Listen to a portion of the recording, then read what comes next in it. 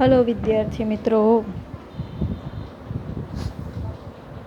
આજે આપણે આપણી પરીક્ષાનો પહેલો દોર એટલે કે પહેલું સેશન આપણું પૂરું કર્યું. હવે આપણે બીજા સત્ર તરફ, બીજા સેશન તરફ આગળ વધીએ. તો વિદ્યાર્થી મિત્રો, ઘણી બધી બાબતોમાં એવું જોવા મળે છે કે તમને લોકોને વિડીયો મળે છે પણ જોતા નથી. પ્રશ્નોના જવાબ જાતે લખવાનો પ્રયત્ન કરતા નથી અને સોલ્વ કરવાનો પણ પ્રયત્ન કરતા નથી. તો થોડી મહેનત કરો, કેમ કે એવું છે એ મળે છે. આજે આપણી મીટિંગ છે તો એવું કહી શકાય કે પેરેન્ટ્સને સાથે રાખવા, કઈ કઈ ત્રુટીઓ છે, કઈ કઈ ખામીઓ છે, શું શું કરી શકાય, એના માટેના તમે લોકો છે સજેશન બી મીટિંગની અંદર આપી શકશો. તો વિદ્યાર્થી મિત્રો, હવે આપણે આપણા આ બીજા દોર તરફ આગળ વધીએ. જો અત્યારે તો તમને લોકોને એવું લાગે કે ગવર્મેન્ટે કંઈક કોર્સ છે એ અડધો કરી નાખ્યો છે અને અમુક ચેપ્ટર્સ લેવાના બી નથી. હા, એ બધું બરાબર છે, પરંતુ આપણે એવું ન બને કે ઘણા બધા એવા ચેપ્ટર્સ છે કે જેમાં સમજૂતીના આધારે આપણને મેથ્સ અને સાયન્સમાં એ અનુકૂળ બનતા હોય, હે ને? કેમ કે એની સમજૂતી છે એને રિલેટેડ હોઈ શકે. એટલે ઘણા પ્રયોગોના આધારે એની સમજૂતી હોય, એટલા માટે એવું બની શકે કે માનવીની અંદર ખીલવવામાં આવતો ગુણ, જો ભાષા, તમારે મેથ્સ સાયન્સમાં શું હોય કે એક ચેપ્ટરને રિલેટેડ બીજું ચેપ્ટર હોય, પણ અહીંયા તો આપણે ભાષા છે, તો ભાષા તો માનવને ખીલવે છે, હે ને? ભાષાથી માણસ ખીલે છે, એમ આગળ વધે છે. કેમ બોલવું, ક્યારે બોલવું, શું બોલવું, કેવું બોલવું, આ દરેક ગુણ છે ને એ ભાષા દ્વારા શીખાય છે. ઘણી વખત આપણે વાત કરતા હોઈએ તો આપણને પોતાને જેવો અનુભવ થાય કે ખરેખર મેં મારા મિત્ર સાથે જે વાત કરેલી છે, જે મારું વર્તન છે એ વર્તન અભદ્ર વર્તન છે, એટલે કે મિસબિહેવિયર છે. મેં જે વર્તન કરેલું એ વર્તન સારું નથી, ખરાબ છે, એવું ઘણી વખત આપણને વર્તન કર્યા પછી અનુભવ થાય. તો આ શું છે? તો કે આ ભાષાનો પ્રભાવ છે. પોતાના ઉપર પણ પોતાનો જ પ્રભાવ હોય, હે ને? તો ભાષા છે એક પ્રભાવ, અસર છોડી જાય છે. તો એવી અસર છોડી જાય એટલા માટે આપણે ભાષાના ચેપ્ટર છે એ સ્કીપ કરવાના છે, ઘણા બધા ચેપ્ટરને. પરંતુ એ ચેપ્ટરને આપણે સ્કીપ કરીશું તો શેમાં? જો એવું લાગે તો બોર્ડની એક્ઝામના સ્વરૂપમાં, એ રીતે. પરંતુ રેગ્યુલર અત્યારે જે વિડીયો લેક્ચર આવે છે એમાં તો આપણે બધા જ ચેપ્ટર છે એ ફરજિયાતપણે કરવાના જ છીએ. એટલે એવું નહીં વિચારતા કે ટીચરે કરાવ્યા એટલે ટીચર સ્કીપ નથી કરવાના, ટીચરને આપણે સ્કૂલ પર જઈએ ને આવું કરીએ, પૂછીએ એમ. પણ એટલા માટે જ પહેલાં જ આપણે ક્લિયર કરી દઈએ કે ઘણા ચેપ્ટર છે એને સ્કીપ કરવાના જ છે. એ રિવિઝનમાં નહીં લઈએ, પણ અત્યારે તો આપણે બધા જ ચેપ્ટર ઉપર ફોકસ કરીશું, બરાબર છે, હે ને? તો ચલો આપણે 13મું ચેપ્ટર લઈએ, રસ્તો કરી જવાના. જો આપણે બોલ્યું એનો જ જવાબ આપણને અહીંયા મળ્યો, હે ને? મેં એવું કીધું કે ગવર્મેન્ટે એવું કીધું છે કે ઘણા બધા ચેપ્ટર સ્કીપ કરવાના, પણ આપણે સ્કીપ કરીએ તો આપણી અંદર રહેલી ઓળખ કોણ બતાવે? તો આપણે જ રસ્તો કરવાના, એટલે રસ્તો કરી જવાના. આપણે રસ્તો તો આપણો પોતાએ જ કરવો પડે ને, હે ને? હા વિદ્યાર્થી મિત્રો, તો આપણે પોતાએ જ રસ્તો કરવો પડે. તો એ રસ્તો કરવાનો એટલે આપણે બધાએ રસ્તો કરવાનો છે. જો રસ્તો કરી જવાના, રસ્તો ક્યાં કરવાનો છે? તેમના લેખક કોણ છે? સોરી, કવિતા છે. તો કાવ્યમાં લેખક ન હોય, કવિ હોય. તો કવિ કોણ છે? તો કે રસ્તો કરી જવાના એમના કવિ છે અમૃત ઘાયલ, જેમને ખૂબ સુંદર મજાની એવી ઘાયલે ગઝલો લખેલી છે. અહીંયા પણ આપણને જે કાવ્ય આપેલું છે એ કાવ્યનો સાહિત્ય પ્રકાર છે એ ગઝલ જ રહેલો છે. એનો સાહિત્ય પ્રકાર છે એ ગઝલ જ, એટલે કે કાવ્ય છે એ ગઝલ પ્રકારનું કાવ્ય છે. રસ્તો કરી જવાના એક કવિતા છે, કવિતા ગઝલ પ્રકારની કવિતા છે. અને આ ગઝલની અંદર કવિ છે જીવનમાં ગમે તેવી મુશ્કેલીઓ આવે તો પણ સહેજ પણ મૂંઝાય નહીં, એટલે કે ડરી ન જાય, એમ બેસી ન રહે, મૂંઝાયા વગર જ એમાંથી કંઈક ને કંઈક રસ્તો કરી બહાર આવવાનું માર્ગ છે એ શોધવાની વાત છે એ કહે છે. જો ગમે ત્યાં અટવાઈએ તો આપણે બેસી ન રહેવું જોઈએ. એ તો આપણને પહેલેથી જ શીખવવામાં આવે છે. પછી એ મમ્મી પપ્પા હોય કે વિદ્યાર્થીઓ, આપણા મિત્રો હોય કે પછી આપણા પરિવારજનો હોય કે શિક્ષકો હોય, આપણને દરેક વખતે એવું શીખવાડે જ કે જ્યાં તું અટકે ત્યાં હું છું એવું માની અને આગળ ચાલ. તો એમ અહીંયા મૂંઝાયા વગર જ એમાંથી બહાર આવવા માટેનો માર્ગ છે શોધવાની વાત કરે છે. કવિ છે અહીંયા ગઝલની અંદર શેર આપેલા હોય, ગઝલની અંદર શેર હોય, આપણે કાવ્ય હોય તો કાવ્ય પંક્તિઓ કહીએ, એમ અહીંયા ગઝલ આપેલી છે તો એ ગઝલના શેર હોય. તો એ દરેક શેરની અંદર કવિ છે એની ખુમારી ઝળકે છે. ખુમારી એટલે શું? તો કે ખુમારી એટલે એની અંદર રહેલું નવો જોશ, જુસ્સો છે, પોતાનો જુસ્સો, એટલે કે પોતાની જે આમ કહેવાય ને કે સુંદર પ્રકારની એવી રીત, આ જુસ્સો છે એ જુસ્સો એમણે વ્યક્ત કરેલો છે.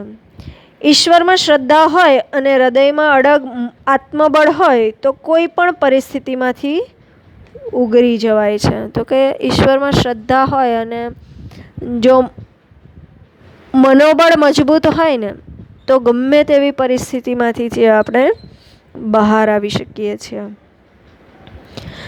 કવિએ અનેક દ્રષ્ટાંતો દ્વારા પોતાના વિચારો છે એટલે કે આવા બહાર લાવવાના, જીવનના કપરા કાર્યોમાંથી બહાર આવવા માટેના એવા ઘણા બધા કહી શકાય ને કે આઈડિયા આપણી ભાષાની અંદર.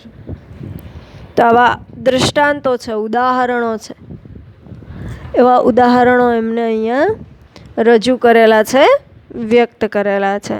તો આપણે કાવ્યની શરૂઆત કરીએ. અમૃતલાલ લાલજીભાઈ ભટ્ટ, જેમનું ઉપનામ છે ઘાયલ, જેમનું મૂળ વતન છે રાજકોટ જિલ્લાનું સરદાર ગામ. શૂર અને સમણા આ બંને શબ્દ છે. શૂર અને સમણા, રંગ, રૂપ, જાય, અગ્નિ અને ગઝલ નામે સુખ, આ બધા જ જે નામ આપ્યા છે એ બધા જ નામ એમણે લખેલી ગઝલ સંગ્રહોના નામ છે. એમણે લખેલી ગઝલ સંગ્રહોના નામ છે.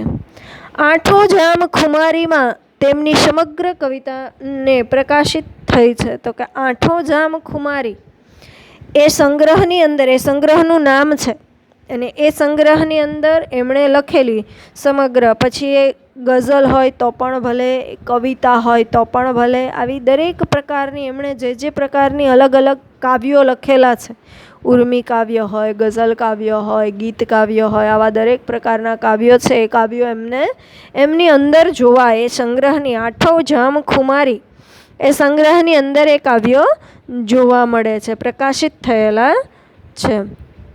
ગઝલકાર તરીકે તેમનું મહત્ત્વનું પ્રદાન છે.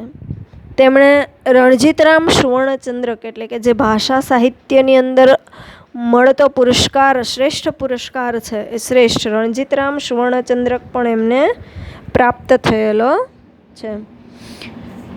રસ્તો કરી જવાના આ કાવ્યની અંદર, આ ગઝલની અંદર, આ કાવ્યની અંદર મનુષ્યની અડગ ખુમારીને વ્યક્ત કરતી ગઝલ છે.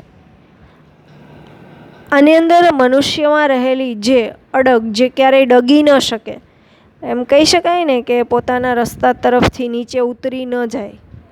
આવી માનવની અંદર રહેલી એમ કહે જોમ અને જુસ્સો, આમ કહેવાય આપણી ભાષા આપણે એમ કહીએ ને કે બહુ એટીટ્યૂડવાળો માણસ છે. તો આ માણસનો એટીટ્યૂડ છે, એ એટીટ્યૂડની વાત છે. પણ એટીટ્યૂડ કેવો? સારો, ખરાબ નહીં. ખાલી ગર્વ કરવો તો ગર્વ કરવાની વાત છે, પણ એ એટીટ્યૂડ ગર્વ કરવાનો નથી, પણ માનવની અંદર રહેલી જે ગર્વ કરવાની બાબતો છે, જે ગુણોની બાબતો છે, દુર્ગુણોની નહીં, આવા ગુણોની બાબતો છે, એ બાબતોને અહીંયા આ કાવ્યમાં, આ ગઝલ કાવ્યમાં વ્યક્ત કરેલી છે. અપાર મુશ્કેલીઓમાં પણ ઈશ્વર પર શ્રદ્ધા રાખી અડગ આત્મબળથી દરેક પરિસ્થિતિમાં રસ્તો કરી જવાના, એ આ ગઝલનું કેન્દ્ર બિંદુ છે. માનવ છે અપાર અનેક પ્રકારની એવી મુશ્કેલીઓમાંથી બહાર નીકળે છે.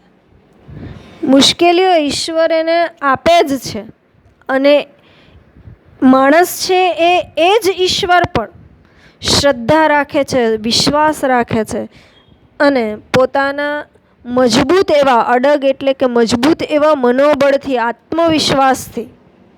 આત્મબળથી એટલે આત્મવિશ્વાસથી એ આગળ વધે છે અને પરિસ્થિતિમાંથી રસ્તો કરી અને બહાર આવે છે.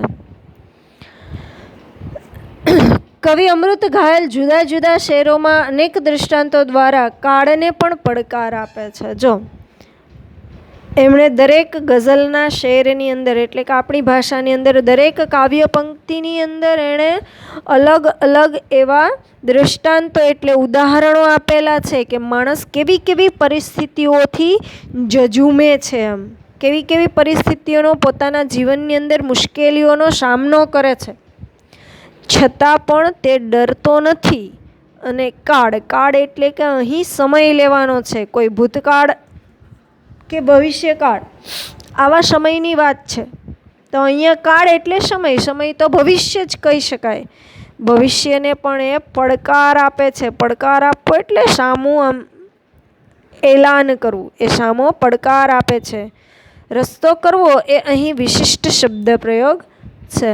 રસ્તો કરવો એ અહીંયા કાવ્યની અંદર અલગ જ કંઈક શબ્દ પ્રયોગ કરવામાં આવેલો છે. જીવનની વિવિધ પરિસ્થિતિમાં કેમ પાર ઉતરવું એની ખુમારીની આ ગઝલ છે, એ અહીંયા રજૂ કરવામાં આવેલી છે. તો વિદ્યાર્થી મિત્રો, હવે આપણે કાવ્યને જોઈએ. જુઓ શું કીધું છે? રસ્તો કરી જવાના, રસ્તો નહીં જડે તો રસ્તો કરી જવાના, એટલે કે રસ્તો જડશે નહીં તો અમે રસ્તો કરી જવાના, થોડા અમે મૂંઝાય મનમાં મરી જવાના.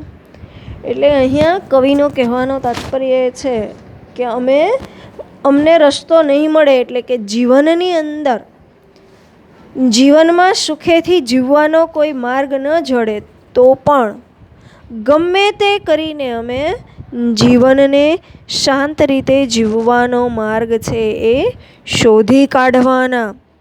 શું અમે મનમાં ને મનમાં શાંત થઈ જવાના, અર્થાત ચૂપ બેસી રહેવાના? ના, અમે મનમાં ચૂપ બેસી રહેનારાઓમાંથી નથી, એટલે કે અમે શાંત ચૂપ બેસી રહીશું નહીં.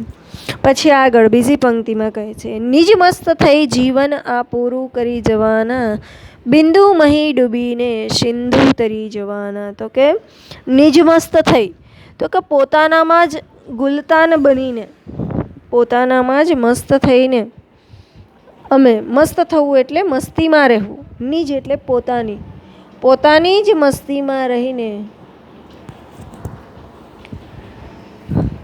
જીવન છે એ પૂરું કરી જવાના. એટલે કે અમે છે પોતાની જ મસ્તીમાં રહી અને અમારું આખું જીવન છે એ પૂરું કરી નાખવાના, પૂરું કરી જવાના. બિંદુમાં ડૂબીને સિંધુ તરી જવાના, એટલે કે બિંદુમાં રહીને, એટલે કે એક નાનું બિંદુ બની અને અમે એ જ બિંદુને સિંધુ એટલે સાગરમાં તરીને પાર જવાના, એટલે કે સાગરમાં પાર થઈ જવાના. થોડા અમે મૂંઝાય, મનમાં મરી જવાના. અહીં કવિનો કહેવાનો તાત્પર્ય એ છે કે બિંદુ બનીને એટલે કે નાનું એવું કણ બનીને, કણ બનવું એટલે સારા કાર્યો કરવા, અને એ સારા કાર્યો દ્વારા અમે સાગર એવા વિકરાળ એવા, સમુદ્ર છે એ વિકરાળ છે, આપણે આગળના ચેપ્ટરની કાવ્યની અંદર જોયું તો સમુદ્ર એ વિકરાળ છે. આવા વિકરાળ એવા સમુદ્રને પાર કરી જવાના છીએ એમ. અમે વિકરાળ એવા સમુદ્રને, સિંધુને એટલે સમુદ્રને અમે તરી જવાના એટલે પાર કરી જવાના છીએ. એટલે કે જીવનની અંદર આવેલી નાની નાની એવી મુશ્કેલીઓને અમારા કરેલા કર્મો દ્વારા, અમે સારા કર્મો દ્વારા, સત્કર્મો જેને કહેવાય, સારા કર્મો એટલે અમારા સારા કર્મો દ્વારા જીવનરૂપી મુશ્કેલીઓને, મુશ્કેલીઓના સમુદ્રને અમે પાર કરી જવાના. કોણે કહ્યું કે ખાલી હાથે મરી જવાના? દુનિયાથી દિલના ચારે છેડા ભરી જવાના. કવિ એવું કહે છે કે કોણે કહ્યું કે અમે ખાલી હાથે જ મરી જવાના છીએ એમ. અમે તો આપણે બધા જ કહીએ છીએ હે ને, જીવનનું એ સત્ય છે, ખાલી હાથે આવ્યા અને ખાલી હાથે જ જવાના, કશું સાથે નહીં લઈ જવાના. કેમ? લઈ જ જઈએ છીએ ને. જો ખાલી હાથે આવ્યા એ સત્ય છે કે બાંધી મુઠ્ઠી, જ્યારે બાળક જન્મે ને ત્યારે એની મુઠ્ઠી છે ને એ બંધ હોય. બાંધી મુઠ્ઠી લઈને આવ્યા, મુઠ્ઠી છે એ બાંધેલી લઈને આવ્યા છીએ, અને એ જ્યારે જઈએ ને ત્યારે ખુલ્લી હોય એમ, હાથ છે એના ખુલ્લા હોય. માણસ મૃત્યુ પામે ને એટલે એમ એને સીધું કરવા લાગે, અને લોકો એને હાથને છોડી દઈને સીધા કરી નાખે ને એવું બધું કરે. તો એ હાથને સીધા કરવાનો મતલબ છે કે એને એ સીધા કરે છે અને પછી એને એ લઈ જવાના. તો શું કીધું? કોણે કહ્યું ખાલી હાથે મરી જવાના? ખાલી હાથે થોડા મરી જવાના. અહીંયા કહેવાનો તાત્પર્ય એ છે કે કોણે કહ્યું જીવનની અંદર એક પણ ખાલી હાથે થોડું જવાય, એક પણ સત્કર્મ કર્યા વગર જતા રહેવાના. હે, ખાલી હાથે જવું એટલે જીવનમાં જીવવા માટે આવ્યા છીએ તો કંઈક તો એવું કાર્ય હોય કે જે આપણે સારું કર્મ કહી શકીએ. આપણા જીવનની અંદર એવું એક તો કાર્ય હોય કે જેને સારું કર્મ કહી શકીએ.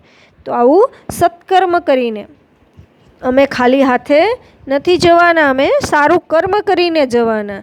દુનિયાથી દિલના ચારે છેડા ભરી જવાના. તો કે દુનિયાથી છે દિલના ચારે છેડા છે એ ભરી જવાના. એટલે કે દુનિયાની તમામ વસ્તુઓ છે, દુનિયામાં રહેલી એટલે કે સગા સ્નેહીઓ, સંબંધીઓનો પ્રેમ છે, લાગણી છે, એ લાગણીઓથી દિલના ચારે છેડા ભરી અને અમે જવાના છીએ, ખાલી હાથે જવાના નથી. મનમાં વિચાર શું છે? અવિરામ કઈ દીપક છે, પ્રકાશ આંધીઓમાં પણ પાથરી જવાના. શું કહે છે કે મનમાં શું વિચારો છો?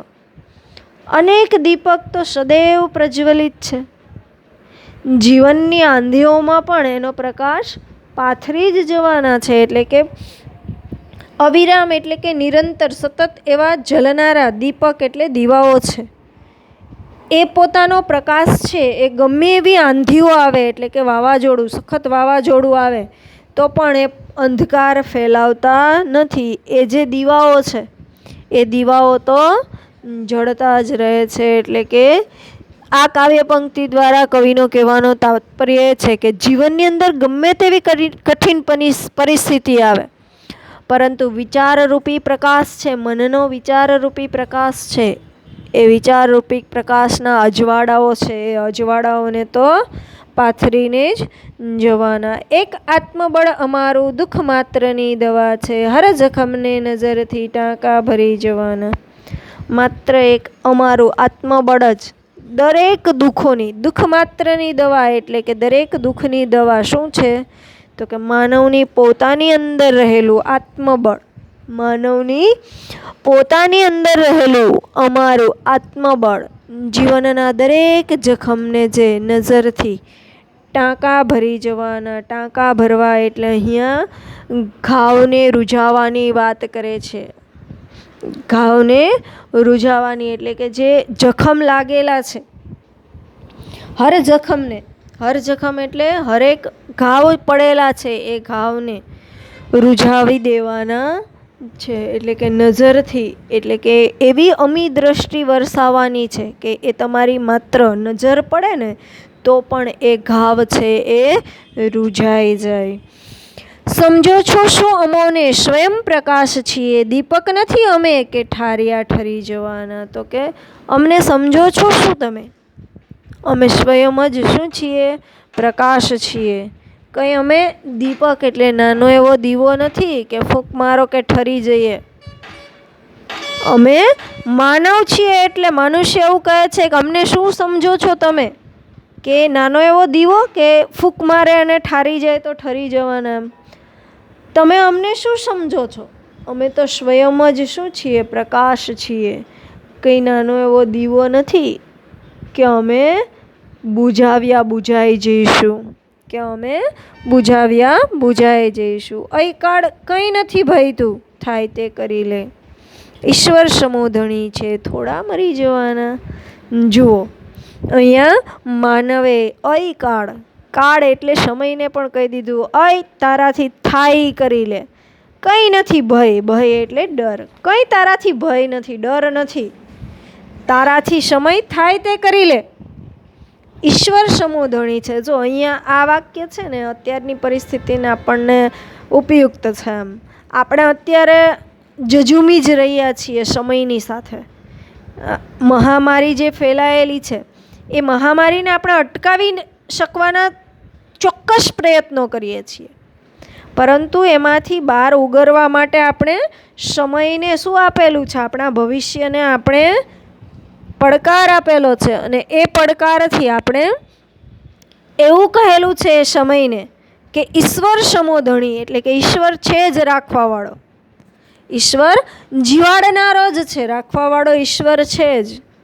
એટલે અમે મરવાના તો નથી જ. ભગવાન અમારો હાથ ઝાલવાનો જ, અમે મરવાના નથી. એ વાત છે, એ વાત અહીંયા સ્પષ્ટ થઈ છે. હે કાળ, અમને તારો જરા પણ ભય નથી, માટે તારાથી થાય તે કરી લે. જો આપણે પહેલાં શરૂઆતમાં જ્યારે કોરોના આવ્યો ત્યારે 1-2 મહિના સુધી, 6 મહિના સુધી ડરતા હતા, બહાર કેમ નીકળવું, મને થઈ જશે તો હવે આપણે જોઈએ છીએ કે જીવન જરૂરિયાતની અમુક વસ્તુઓ છે એના વગર ચાલવાનું જ નથી.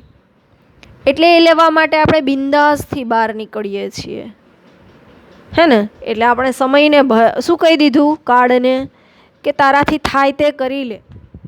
મારો રાખવાવાળો મારો ભગવાન બેઠો છે. થોડા એમ જ અમે મરી જવાના, ભગવાન છે જ. ઈશ્વર જેવો અમારો ધણી બેઠો છે, એટલે અમે કંઈ એમને મરી જવાના નથી. તો વિદ્યાર્થી મિત્રો, હવે હું આની સાથે તમને એક PDF ફાઇલ પણ મોકલીશ. તો એમાં જે પ્રશ્નોના જવાબ છે, જો અત્યાર સુધી તો એવું બનતું હતું કે વિદ્યાર્થીઓ નોટબુક નથી બનાવતા, પ્રશ્નોના જવાબ નથી લખતા. ક્વેશ્ચન બેંક છે એ તો હું તમને પ્રશ્નો તો આપું જ છું, તો એ પ્રશ્નોના જવાબ છે તમારે તમારી નોટબુકમાં બધા જ ચેપ્ટરના લખવાના છે. એમ જ ખાલી નથી મૂકી દેવાનું, ભલે ને એક જ પેજની PDF બનાવીને મોકલું. કેમ કે પ્રશ્ન જવાબ છે તો મારે તો જવાબ લખવાના નથી, જવાબ તો તમારે લખવાના. એટલે એક પ્રશ્નની અંદર આવે. જુઓ, હું તમને આજે બધા જ પ્રશ્નો મોકલું, પણ તમારે રોજ 2 પ્રશ્નો કરવાના. જો સાંભળજો વ્યવસ્થિત, રોજે 2 પ્રશ્નો કરવાના. પછી નાના મોટા તમારી અનુકૂળતા અનુસાર, નાના હોય તો 4 કરવાના, મોટા હોય તો 2 કરવાના, એનાથી સવિસ્તારના મોટા હોય તો 1 કરવાનો. આવી રીતે તમારે તમારું હોમવર્ક છે એ કમ્પ્લીટ કરવાનું છે, અને જેને કમ્પ્લીટ થાય એણે મને મોકલવાનું છે, હે ને, આપણા ગ્રુપની અંદર. જો કમ્પ્લીટ થઈ જાય, ચેપ્ટર પૂરું થઈ જાય, પૂરેપૂરું કમ્પ્લીટ, પછી મોકલવાનું છે. એક એક પ્રશ્નના જવાબો નહીં મોકલતા, કેમ કે ગ્રુપની અંદર બીજા બધા પણ છે, એટલે બધાને ડિસ્ટર્બ નહીં થાય, હે ને. અને બની શકે તો એવું કરજો કે એક સાથે 3 થી 4 ચેપ્ટરની PDF બનાવી આપણે 3 થી 4 ચેપ્ટર ચલાવી લઈએ, એટલે બધા જ ચેપ્ટર છે એના પ્રશ્નોના જવાબ આપણે નોટબુક બનાવેલી જ હોય, તો એના ફોટા પાડી PDF બનાવી અને પછી જ મોકલીએ. હું કહું ત્યારે તમારે એના PDF બનાવી અને મોકલવાના મને રહેશે, બરાબર છે. એટલે તમારે લખીને રાખવાનું કમ્પલસરી છે. હું જ્યારે મંગાવું ત્યારે તમારે મને મોકલવાનું થાય. અસ્તુ.